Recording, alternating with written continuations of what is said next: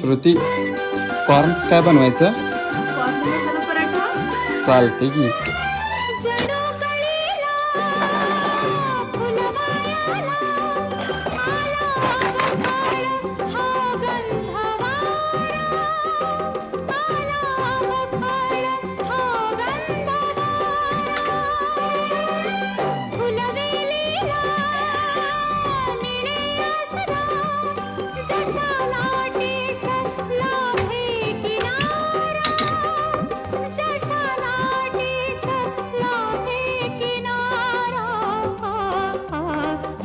होता मनात माझ्या माझा साजन ग.